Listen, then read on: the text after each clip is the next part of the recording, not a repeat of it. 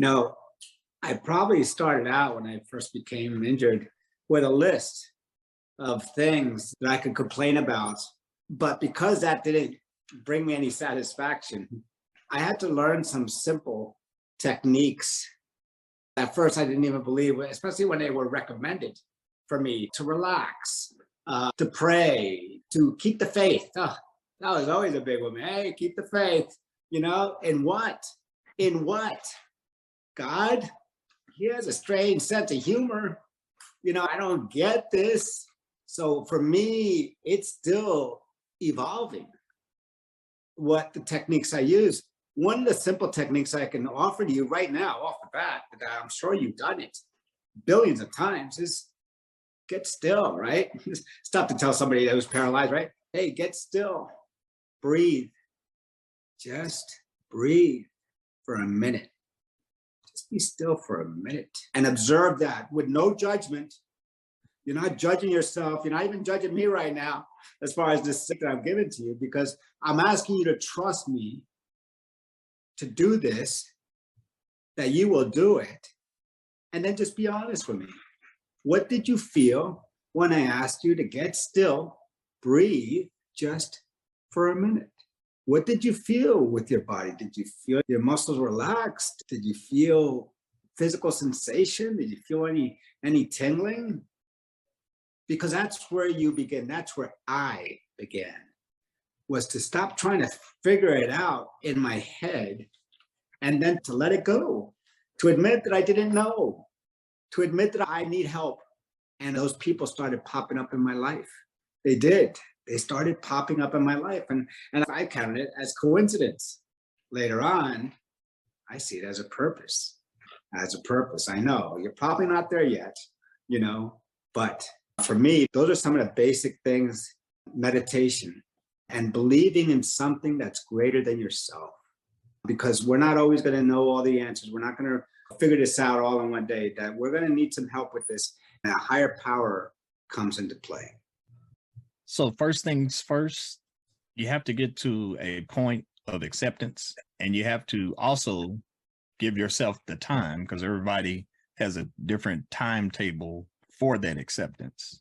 And it's okay to be upset. It's okay to be sad. It's okay to cry. But at some point, you have to say, okay, this has happened. That's out of my control. But what I can control is what I do from right now moving forward. So that being said, it's up to you. I can remember some of the best advice I got along the way was that 2 days in bed is too long. So give yourself a day and a half. But after that, you need to get up. You need to get back up. Go outside. Experience the sun shining on your face. Know that there is still a reason that you are still here. Despite your situation, you'd be amazed at the opportunities that will come to you. I was blown away. I've had more opportunities since becoming disabled than prior to being disabled, which totally blew my mind. But I had the courage. Once I had accepted what had happened to me and I had decided that I was going to move forward, well, then at some point I ran into opportunity. And opportunity was somebody saying, hey, Willis, what do you think about coming to the hospital and joining us for a peer visit at the rehab hospital? At that point in time, I said, sure. I had already passed acceptance. I was ready to move forward in my life. And I accepted the challenge, if you will, or the opportunity to become a peer mentor and try to help somebody else navigate and go through what they're going through. I can remember another opportunity. Someone asked if I would be willing to join a spinal cord group, and eventually that led to me traveling. So there was another point or intersection that I could have said no, but I decided to say yes. And because of me saying yes, it helped me continue to move forward. So I can remember laying there and having a conversation in my head about, why did this happen to me? God, surely this is not what you wanted for my life. But I got some good advice from a couple of friends that said, this is not about you, right? And I didn't understand it. I heard them, but I didn't really fully understand what they meant by that when they told me that. But in time, I did understand it, and they were exactly right. It wasn't just about me and what had happened to me physically, but it was about being in a position to be able to help others get through what has happened, or this new life that they now have to accept and try to figure out how to move forward. So I think that was some of the best advice for me. And that's how I think I started to live by that. And I hope that that's something that you could use as well, that you know this is not about you. You know, I have no problem in telling people that I've always had God issues. You know, it's always been a very difficult relationship with my higher power. That's difficult for me, man, because the love I have and the knowledge I have about the presence of a power that's greater than myself, that's present in my life, that's so hard to put into words. Like, how can I tell you this is what you need to do in order to get what I have right now? That's why you got to get on the journey. That's why you have to start seeking for it. You got to start asking the questions. Is there something greater than myself out there? Even if you're having conversations with yourself in your room, just start having that conversation. If you're out there, can you help me? Can you tell me why this is happening? And at least that'll put you on the road, because, man, for me, at 57 years old, 40 years after this injury, I still don't get it right. But man, I know it's here. I know God is in my life. And I know He's just putting so many things out there. There's so many things He wants me to do. And I'm trusting that. So I guess for me, it's really letting go of what I think I need to do in my life and asking a higher power, saying, what do you want me to be doing right now? You know, everything I'm going to do. And I don't want to get above anybody's head or anything like that. I simply want to tell you that begin asking those questions about if there's a power greater than myself out there that can help me to get through it. And like I said, the more you have that conversation with people, the more opportunities or the more answers that will be provided in time. Why not me? I've spent so much time being angry, not knowing, and I especially wanted God, especially when I grew up in a very religious family. I was the altar boy. I was told to read the Bible. I was told to believe in Jesus, but I wasn't living like that. I wasn't living like an altar boy. I wasn't living like somebody who knew Jesus or walked with Jesus or reading the Bible. I did it for other people. I did it for my parents. I did it for other reasons. Today, I'm doing it because it's calling me. I'm doing it because I feel it's right for me. It fits with me today. It didn't fit back then when somebody else was trying to shove it down my throat. He's put an invitation on the table for me. He's called me, you know, and I feel that calling daily. At first, it was just at times I would feel like, how the hell did that happen?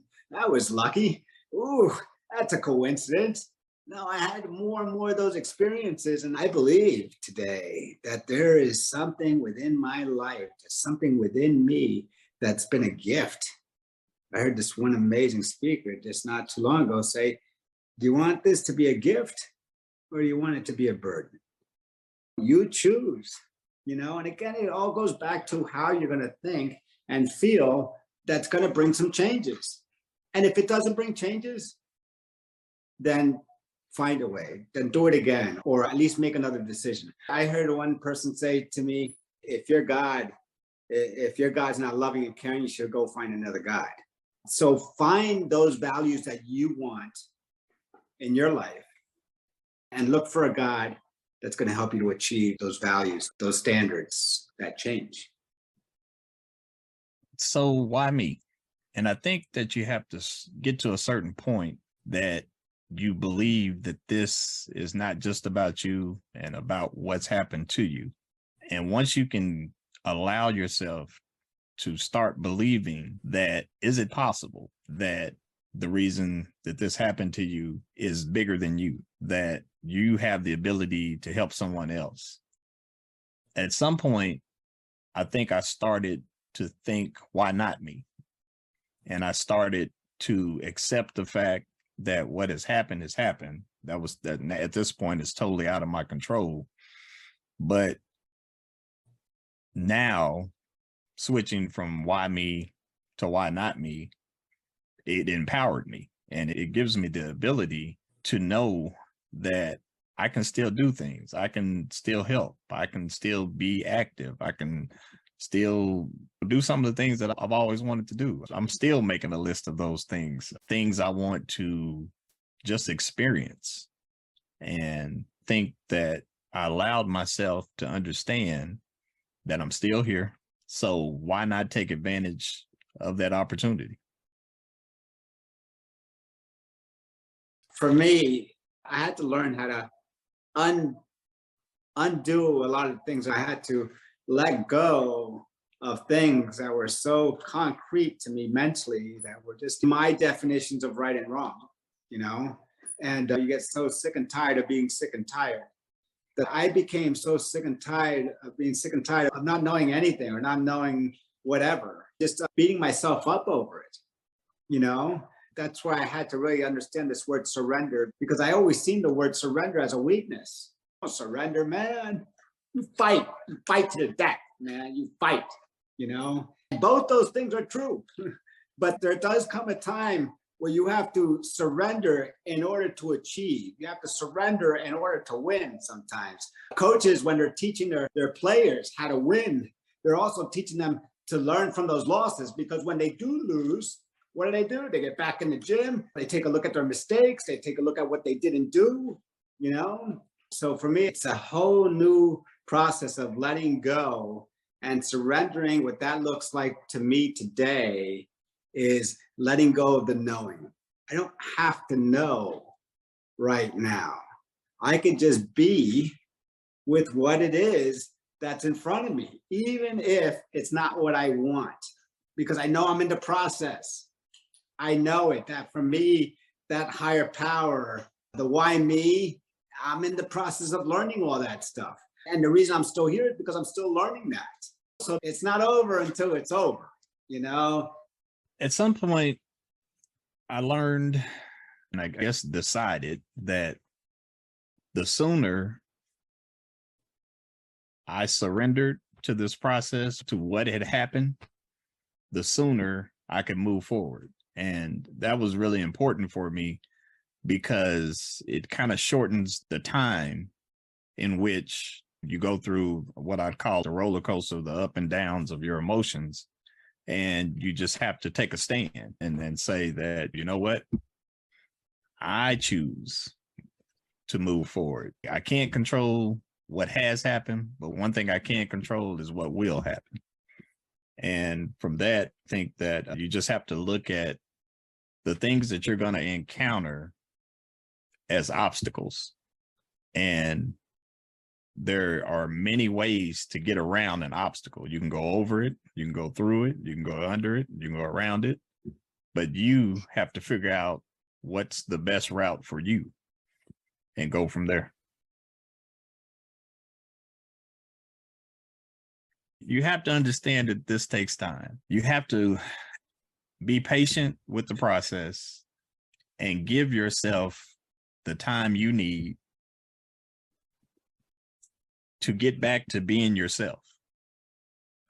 Some of the best advice that one of my friends said to someone else about me was that despite what had happened to me, I was still me. And I didn't realize until I heard him say that how much I needed to hear that. And once I thought about it, I was like, you know what? He's right. I am still me. Can't do all the things the same way I used to do them, but there are still things that I can do. And I think once you get to the point of, you know, I can do this, as opposed to focusing on what you can't, that's the start of the process of accepting, moving forward, and getting on with it. You know, that's kind of one way I look at it, is that these are the cards I was dealt. I got to play my hand. So I say sometimes that this has been one of the greatest gifts for me, you know, this accident, this injury. And I can imagine how somebody who's just became paralyzed would look at that statement right there Because once again, if you don't see the opportunity in this whole experience, then yeah, all you're going to then see is just the burdensome of this experience. You're just going to see all the problems that this injury has now caused. And I'm not saying that it doesn't happen. Yes, this injury comes with a lot of issues. All right. But I still look at them as opportunities. I still look at them as an opportunity to grow, as a gift, to work on something, to grow from. And that's why I say I'm still working on my part of it. I'm still working on my gift, and I'm still in training with that. So you will be in it too. You're in the process now yourself. So yeah, absolutely give it time. But this is all determined on how fast you want to go too. Because sometimes I would read a book and then put the book on the shelf, and then it was done. I never went back to the book. I never really utilized some of the things that were in the book. So this is going to be totally up to you in regards to how you want to apply it. This has been about a relationship with your higher power, and putting that down on paper is going to be key for the healing process. That's going to be key for letting go of the old body, letting go of the old thoughts, letting go of what I wanted it to be, to I'm going to trust you that if I do A, B, and C, then the right thing's going to happen. I don't even know what's going to happen, but I believe it's going to be a good thing. It's probably going to be something that I didn't even think about, because that has happened to me a lot. You know, that when I truly surrender, that when I truly connect with my God and I trust him 100%, man, he makes it more beautiful than I could ever plan of what I thought I wanted. That's what you call a surprise party, because man, the gifts that he gives to you, you never saw him coming. Me, in my own limited little head, said I wanted a car, or I wanted this, or I wanted that. And man, it just blows your mind with what you actually receive. And I would have to say 50-50, sometimes you get what you want, but you know what? He will always give you what you need. I want to say, get back to the trusting, because right now I'm going through the process of, I don't understand where I'm at. What am I going to do next? And I think in time, my faith was surely tested in the sense of, here I am, but where am I going? I can't see it. Can't think of how this is going to turn out. But I have to believe that this was God's plan for me, and that he knows the answers that I don't. And I don't need to continue questioning it. I just need to move forward, you know, find out, ask what it is that he will have me do, and just to try to stay on the right path, which I believe is helping you get to where you need to be. And just understand that this is a journey. You know, I feel it's like running through or going through a forest and not having a map. But you have to get to the point that you believe that eventually you're going to get through the forest, and that things will be better in time. You know, this is why I'm the coach and you bought this book. This is the reason why, because my letter would be about, and I know this is probably going to blow your mind, my letter, it would be a thank you letter. It would be a I love you letter. You know why? Because he got me through. I know you're just starting off. I know you don't get it all. I know you got questions. I know you got problems. I get it. I was there. And you know what? I'm telling you that I came back from there. I went, I lived it, I've come back. And I got something to tell you. Stay on the path. Stay good. Be good. Do the right thing. All those little positive things, practice them in your life one day at a time, instead of living in the problem of tomorrow. Live in today, be in today. I'm telling you, 40 years with this injury, my letter to God is thank you so much for giving me those obstacles. Thank you for giving me those challenges. Thank you for meeting those people, the good, the bad, the ugly, all of it, because it's all of those experiences, not just a good one, not just a bad one, but it's what made me today. And that's where I want to help you to get to. I want to help you get to where I am today. And I know I can't force it to you. I know I can't make you do these assignments like, you know, a letter to God. You're probably asking, why a letter to God? I don't even believe in God. I don't even know who my God is, you know? So I get it. So I'm going to ask you to go on blind faith. Trust me, trust the process. Trust me when I tell you, I went through it and it's not as bad as what you think it is. And the times that it was really bad, you know, like those near death experiences because of respiratory issues or because of skin issues. And man, when it almost took me out, those were my best times with God. And what I mean by that is when you're feeling that alone, that scared, and there's nobody else around, but you just, I swear I can't explain it, but it just felt like someone just sat next to my bed and just whispered in my ear, it's going to be okay. And that's what I have to tell you right now. Just a simple, this is going to be okay. Just keep going. I can remember that hearing that God won't put more on you than you can bear.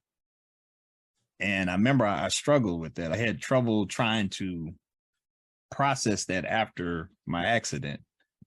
And it's not an easy thing to get to a point of understanding that and acceptance that God chose me. You know, I didn't sign up for this, didn't volunteer, yet here I am. And I understand that what I still have the ability to do is to help others like you get through this. I know you're not right now probably, you know, where you want to be, or you didn't see this happening to you, or this is not what you envision for your life. This is not the pretty picture, you know. But what you have to understand is that you're still here and you still have the ability to accomplish so many things. I mean, if I could run down to you the things that I've done since becoming disabled, it still blows my mind when I hear people reading off my accolades and things that I've done. I'm like, wow, I did do that, didn't I? Yeah, guess I did. So I just really was want to tell you that you can do it. I know you can.